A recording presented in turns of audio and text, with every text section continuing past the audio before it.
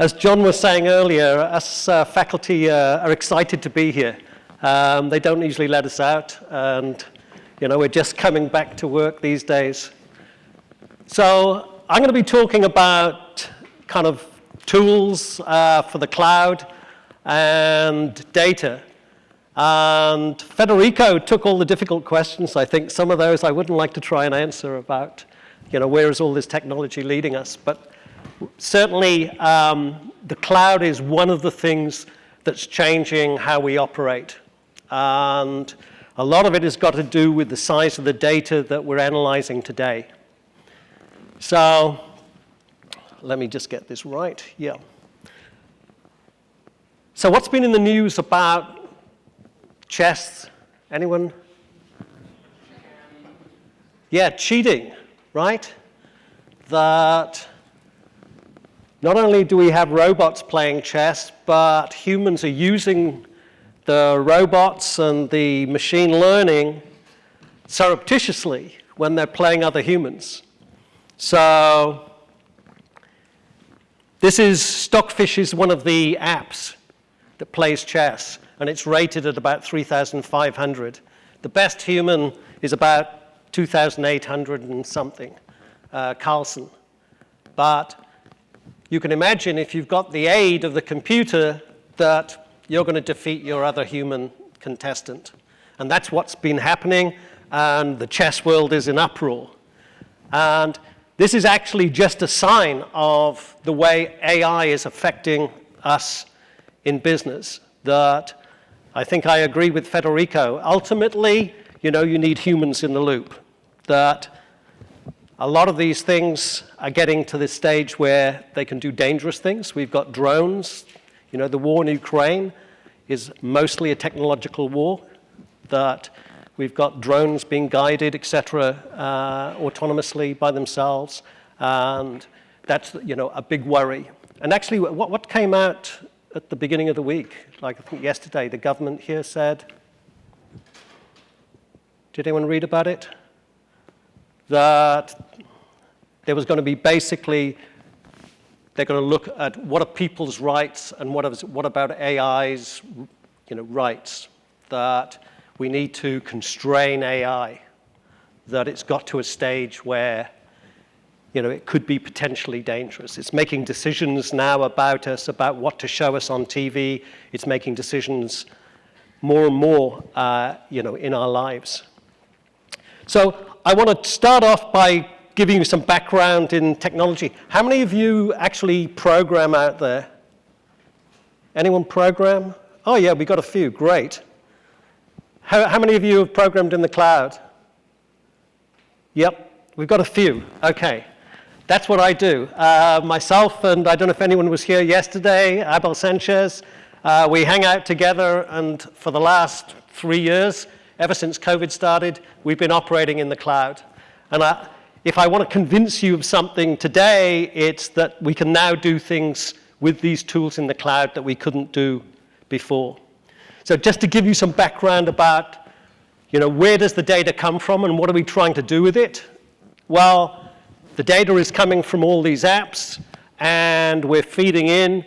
For example, we might have Google Analytics, which is watching websites and seeing how websites are performing.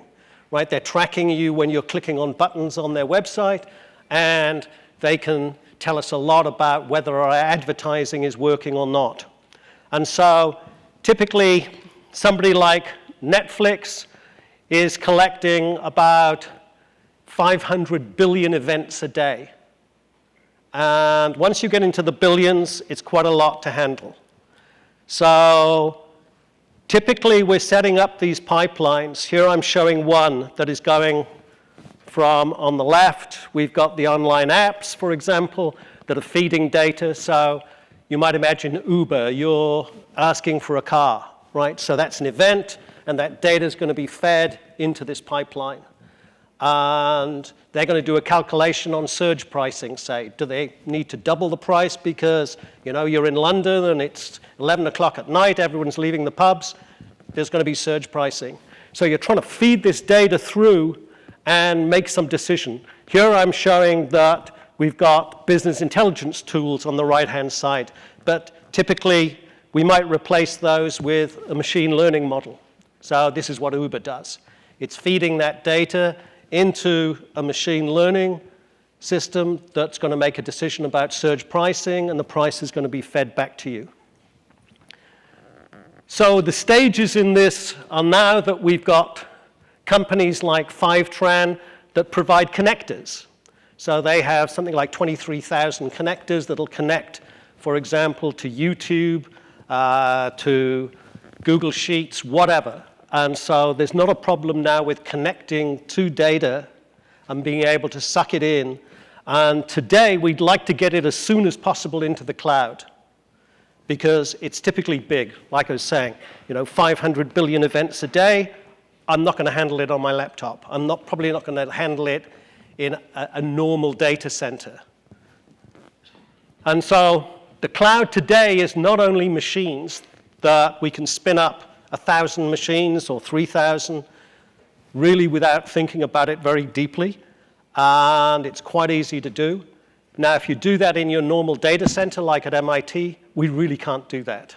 So we've got these archaic data centers. I don't know if anyone's here from the MIT one, but they really are, 20 years old, that they're operating in a different age. So today, and I might do a demonstration, we can easily handle data, and we'll pull it into something like a data lake. Typically, these are storage on, say, S3 and AWS, blob storage on Azure, and Google has BigQuery, and we can push it into there, and now they'll take care of splitting that data up across machines, storing it in multiple files that anytime we want, we can bring together. So if I've got 1 billion rows of data, I'm probably not going to handle it on one machine. Now, if I have to do that by hand, spread it out, I'm going to be spending a lot of time. But today, you don't have to worry. So there's basically 5 clouds that you'd kind of consider. AWS, Google, Azure, they're the big 3. And then layered on top of them that do multi-cloud are Databricks and Snowflake. I'm showing Databricks here because one of my students has just gone to work for Databricks. And these guys are pretty good. They're excellent at splitting data up across machines, allowing you to hit it and analyze it. Let me see if I can do a demo. This is dangerous. Oh yeah, as soon as I do that. So let's see if we can hit some data. So here, I'm going to go to my Google Drive. Okay, so I'm already hitting the cloud. And in my Google Drive, I'm going to create a new sheet. So this is a Google sheet. It's like an Excel spreadsheet. Let me see if I can blow that up for you guys so you can see. Yeah, there you go. So I'll go into data, and down at the bottom, there's a data connector. And if I hit it, connect to BigQuery. So now I'm talking to Google's cloud. And I happen to have certain data sets there. Here are some of them. They're asking me what project I want to run this under so that they can charge me. So here, I've got public data sets. Some of these are quite large. I'm going to go for Chicago taxi trips. So here, I can connect to this taxi trip data. I hope. Oh, come on, guys. Ah, there you go. Okay, they've connected at last. So get started.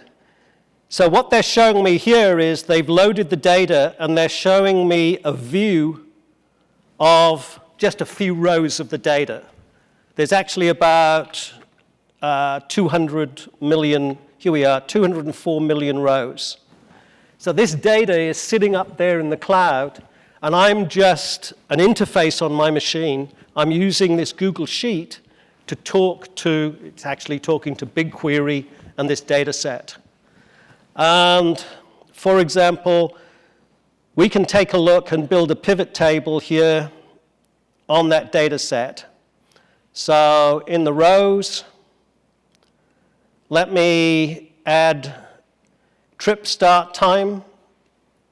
Okay, this is, and let's have a look here.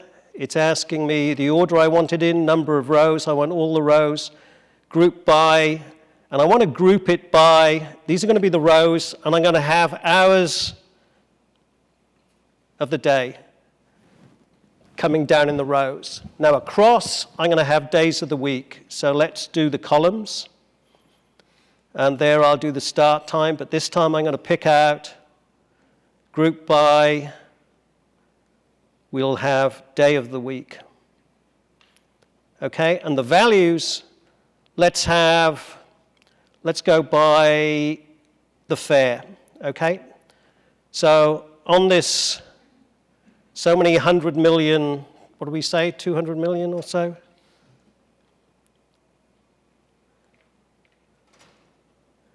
It's updating it, and it's built this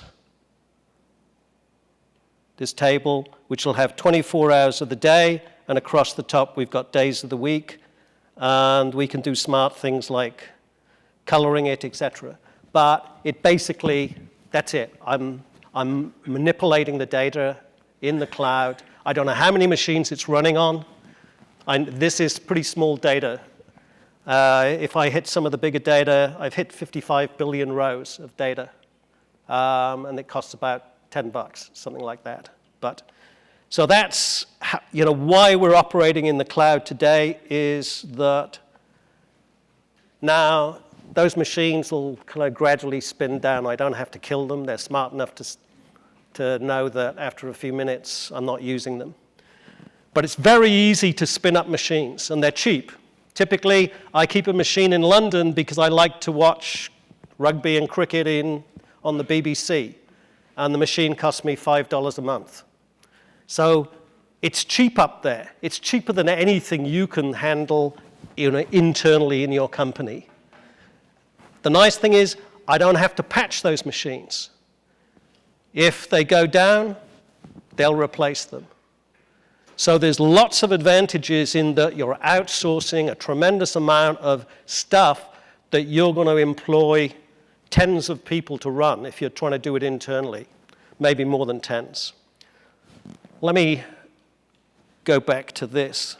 So now we can handle data in the cloud in a pipeline like this, and that was the one I did before. And this was just coloring it.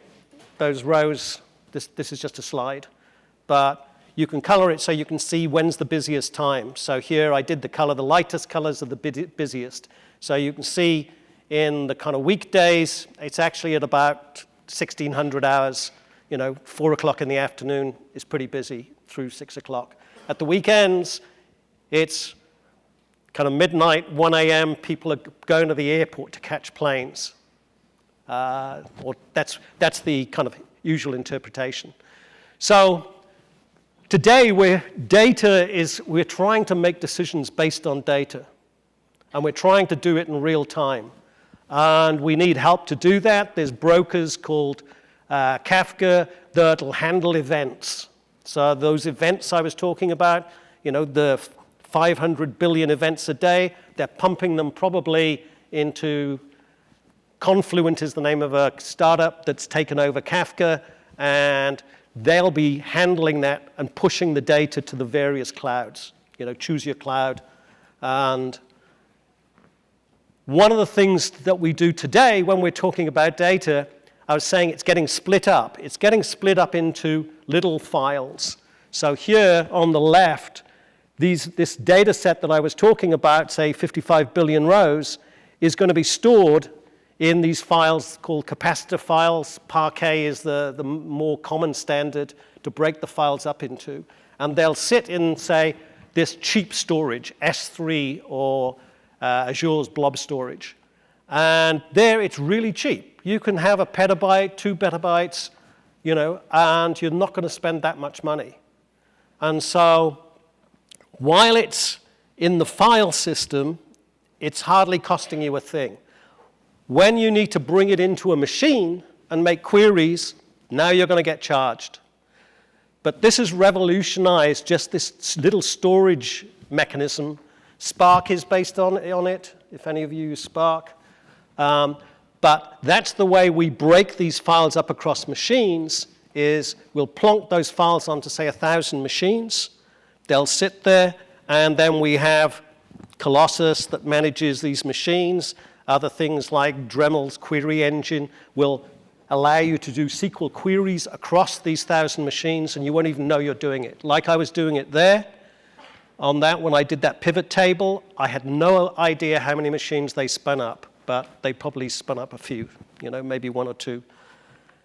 Okay, so that's why we want to go to the cloud. We've got this kind of hierarchy of people involved. At the bottom, we've got data engineers, and then at the top, we've got people doing machine learning, or statistics, or what data analytics. And these are typically different kinds of people that your company will be employing. And one of the biggest problems you'll have today is hiring that talent. There's a huge shortage of people that can know how to operate in the clouds, know how to put these pipelines together and make them work. Part of the problem is your choice. There's huge numbers of companies now involved in these pipelines. So Jenkins, for example, does automated testing. So what I'd like to do now, when I'm developing these software products, these apps, I want to get them out there as fast as possible. And today, there's an assumption that we actually don't know our audience, that we don't know our clients. And so we want to get something out there to learn from. And, sorry, let me go back here. Part of the problem is we're not only managing one pipeline. Netflix has 100 or it's between 100 and 200 pipelines. So you have a lot, and if you're not careful, you're going to end up with a real mess of trying to handle what events are causing your crashes. And they say it's like a murder mystery.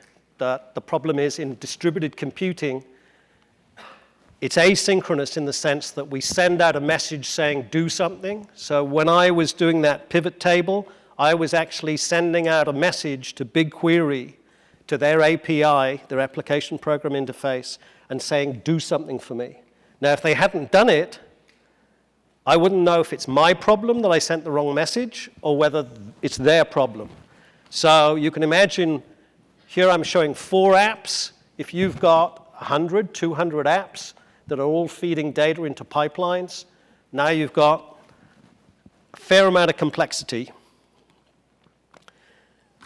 Who's feeding this data? Well, this is a typical farmer today. We've got precision farming, that we're collecting data. Monsanto knows how to farm land better than the farmer. The joke is the farmer just plants the seed in 1 month, harvests, 6 months later, and plays golf the rest of the time. But what's happening is the people in control are not the typical people that used to be in control. So now we've got the US courts kind of voting on, the rights of machines. They're inventing things. Federico was showing inventing a chair. They can't patent them, apparently. They're not allowing that. This is me as a meta-human. I built it on Epic. If you want to build yourself, I built it a bit younger than I am. Hey, if you're gonna build a meta-human, you may as well dream. So this is the AI Bill of Rights that I was referring to earlier that the White House has just announced and needs to be filled in as to, what are your rights if a machine makes a decision against you and it's not valid? And that's typical these days. There's plenty of machine learning that is dangerous. The first demo went pretty well. I'd like to do a second demo. This is something. I code, and it's a pain. I get confused in language. I know a few languages, so I get confused now between JavaScript and Python and C++. And so there's this thing called GitHub Copilot that they trained on all of the libraries. So the open source world now, people are sharing code. And so if you go to GitHub, it has nearly 2 million libraries. So the first thing, I always tell my students, or we train our students, don't write the code, look to see if somebody else has already written it, because the chances are somebody's done something pretty close to what you need. So you can look at their code. So they trained this GPT-3 machine, and they looked at all the code they could. They looked at Wikipedia. They looked at there's something called npm.js that has, it has about 40 billion downloads a week. So there's a lot of people learning fast about software, that they're looking at other people's code. Let me see if I can show you how this guy works. So let me see. I need to end the show again. So this is a plugin into my editor. Let me put my glasses on, make sure I get. So here's my editor. Let me blow it up so you can see it as well. So here's the start of some code that I want to go out and hit. This is S3. This is Amazon's S3 storage. I happen to have some files up there, and one of them is called users. And I want to hit that URL. And I want to pull the data back.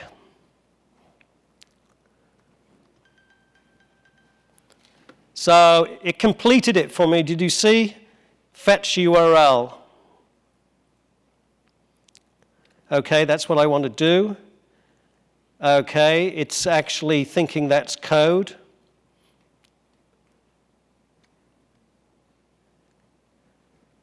Let's actually type the fetch URL bit.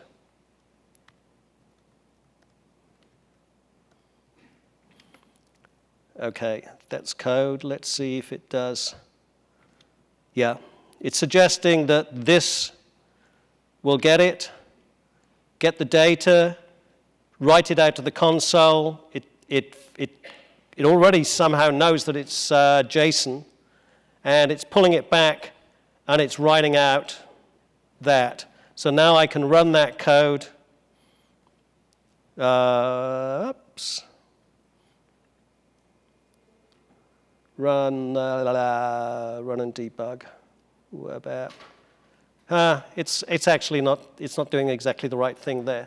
But you can see how useful it is to have this as a copilot suggesting. Now I don't have to remember what language I'm programming in. It'll complete it for me. It knows I was programming in JavaScript there. That's $100, and it'll be the best $100 you'll ever spend. And so in the background, that's talking to the cloud. It's talking to this GPT-3 and getting suggestions. And so today, programming has changed, that the clouds are providing all of these machine learning tools that typically, you've got software as a service, you've got data as a service, platforms as a service, storage. Your problem is, have you got anyone that knows how to operate in this world? Finding those people, because they may cost you $1 million a pop. That's what some of our students are getting going out in this area. Okay. You've got a satellite, there's a ground station you can spin up. You don't have to write much code, but it's already been done. Automated robotic labs, it turns out that testing materials is the bottleneck in a lot of development, and now you'd like to automate it. So, why do you want to have a lab down here in Cambridge when you can have a lab remote that you can talk to, just like I'm talking to the cloud? I could talk to a lab that would do stuff for me, that would test for me. GPT-4 is coming out, and it's going to have 100 trillion nodes in the network, which is about equal to what the Human brain is about 120 odd, they think. So we're in this area of handling big stuff, and the other thing that we'd like to do is we'd like to handle it fast because things are taking off. Almost all the curves that you'll see today, this is just the GDP of the world. So, you know, if there's any good news, it's we're getting much better at doing stuff. This was the world knowledge in 1900, and it was doubling about every 100 years. By 1945, it was doubling, this is knowledge, doubling every 25 years. Today, it's doubling every 18 months. I mean, what I was showing you now didn't exist 18 months ago in the cloud. So it's moving pretty fast. And, you know, that's a problem. So companies now are trying to develop things faster. We've got DevOps, which is automating these development pipelines. So in 2010, there's a famous paper, and they were doing 10 deploys a day. So this is pushing live code out 10 times every day. Now, a lot of companies can do that. This is fairly old. This is about 2015. They estimated the fast companies are moving about 400 times faster than slower ones. And they're doing it by not making so many mistakes. Their code is automatically tested. That now when I push my code to GitHub, I have something called GitHub Actions that automatically runs tests on it. We're not only testing on 1 or 2 tests. Google, for example, will test on about 90,000 tests. So it turned out that testing was a bottleneck for a while. Now they've got rid of it because they're spinning up machines. Okay, so we can do an awful lot, but there's some limits. So this is a question to you guys. Let's suppose we gave everyone at MIT an app that generated a random deck of cards every second. How long would it be before we get a repeat of the same order? Any guesses?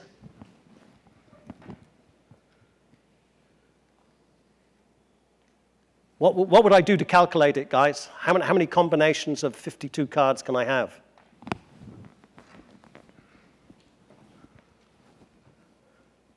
Okay, I won't torture you anymore. Let's see if we can. Oh, it's not moving. Why doesn't it move? Go. Okay. It's about that. And an age is the age of the universe, 13 billion years. So you're not going to repeat that order of the deck for a long, long time. So this is combinatorial explosion, and it happens in a lot of problems.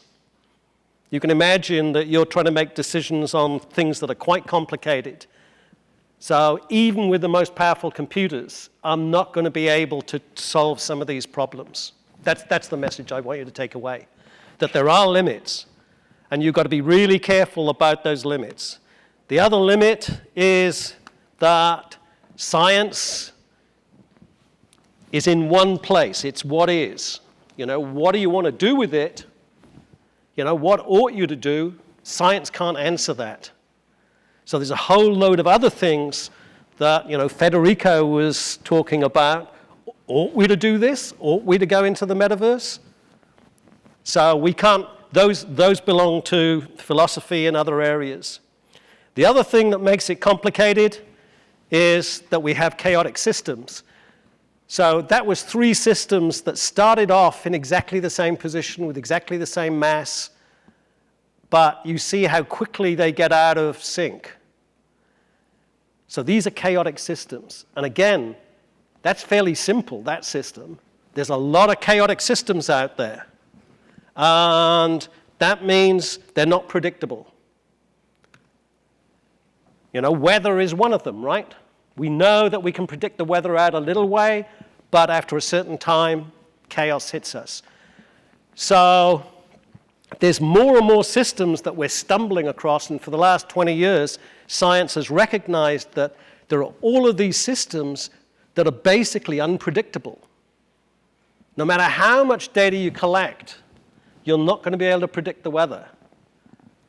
And so there are lots of areas that are, some people call it, a trend science. They can't be approached by the scientific method. You can't do the experiments. I mean, the climate is one, right? I just don't have the time. We're trying to see if these changes are going across centuries, and we can't do the experiments. So we've got a lot of those problems. This is the Black Swan, where Nassim Taleb talks about the problem. We're assuming everything is a Gaussian, and it's not. And we have these fat tails, and we have these Black Swan events. We had one a while ago with the price of oil. It went negative. That wasn't in my plan. So my message, I'm running out of time here, but my message is, this is, losing $1 trillion in about 10 minutes. That was in 2010. Nobody thought about COVID, really. So a lot of the problem, this is what we love at MIT, it's like you feel, oh, God. Abel and I go, how do we keep up with all this stuff? These people need to slow down. But a lot of it is about speed of learning. And so today, you're thinking about developing products so you can learn from them. You're not just pushing the product out there for the person to use. You want to have the product feed stuff back to you. These are the numbers today for speed. The top companies are moving 2,000 times faster than some. So it's not like you've got 3 years to make a decision, guys. The game is over. You can see what's happening in education. How much data do we have? Well, I know that you got an A, you got an A, maybe some B's at the back where they're looking at their cell phones. We have no data. So we're sitting ducks in education. And there's a lot of other areas. Okay, I'm just about there. This was a bread maker that they put out that they could learn how to make bread. What bread did people like? This was a couple in Singapore. You can get these slides are on the web. This is another way of learning. You could build your own car. And so they could learn, what do you like? Let people, when I say build your own car, it was in a kind of CAD system. You could put it together piece by piece and see what it looked like. But what's happening is they're learning from you what you like. And so today, certainly in software, we're putting out products that we're learning from. The other message is that we've had this command and control architecture, in companies, this hierarchy, where we thought that the person at the top knew how to build, say, a cloud product. It's pretty clear they don't. Your CEO will not know what tools to choose to build the cloud. If you've got a cyber attack, is it going to be your CEO that's in charge? No way. So today, we're pushing down responsibility down in the organization. A lot of this, as I say, is about speed of learning. Leave signals for others to follow. When we discover how to do something now in the cloud, we make a video about it. Abel and I now probably have about 4,000 videos. And when we have students come in, they say, how do you operate? We say, look at these 10 videos.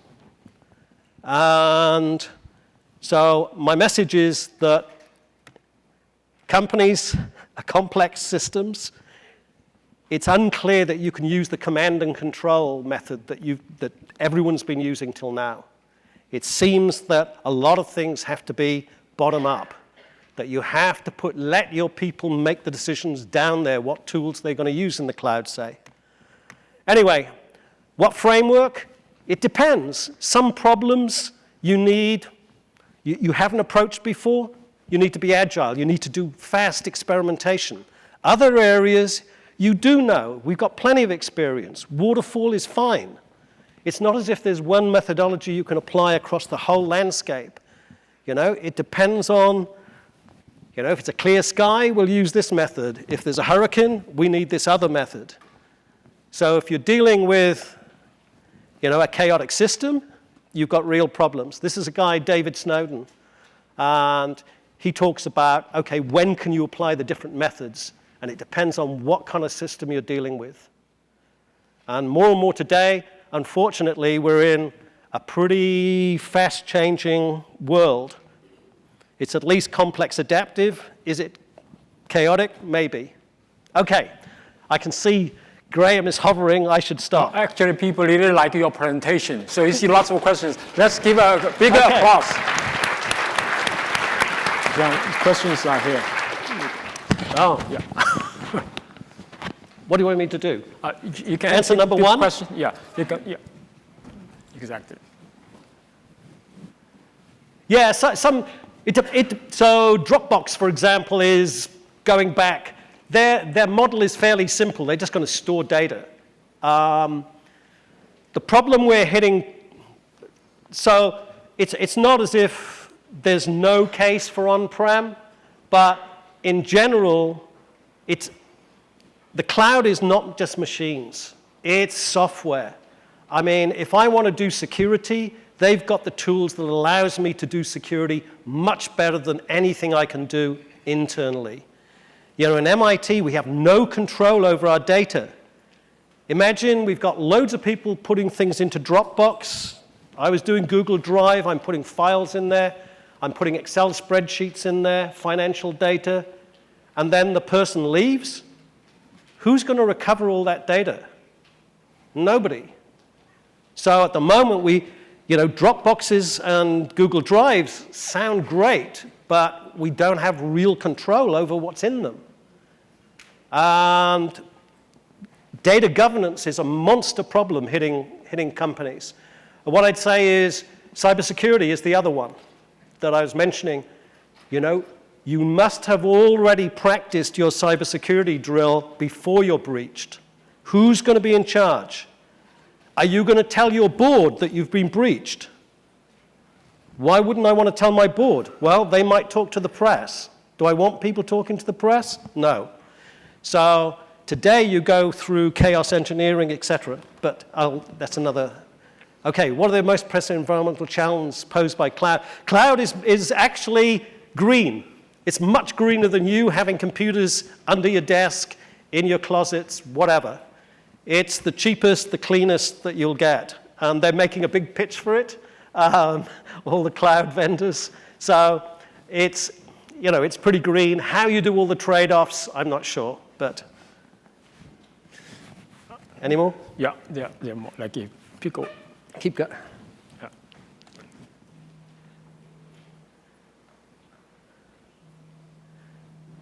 No, so there's a movement towards low code and no code. Actually, Microsoft have something called Power Apps, which are pretty amazing. The problem with Microsoft is you'll spend a week figuring out what licenses you need. Their licensing is... So I'm at MIT, and we've got Office 365 that they bought for the whole of us. So I've got Office 365. I wanted to upgrade and use Power Apps. MIT wouldn't allow me.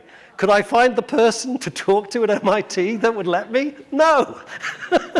I spent a month trying. In the end, I had to rebuy 365 myself. Then I could buy Power Apps. So, but what I'd say is that there is this huge push to low code and no code. I mean, what I was doing there on the Google Sheet, any of you could do. Right? It was pretty simple. Just hit the data, write a query.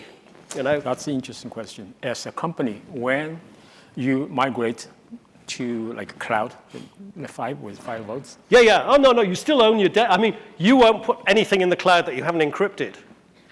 I mean, do not put anything up there that's not encrypted. I mean, mainly so you've got control over it. The other thing is, if you're breached and you can prove that your data hasn't been decrypted, you don't have to report it.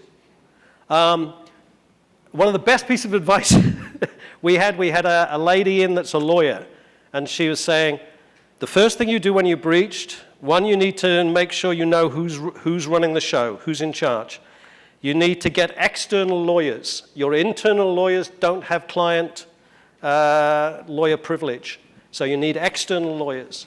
You need an external audit team because your internal audit team won't be believed in court. And it's going to cost you about 20 million just to kick off.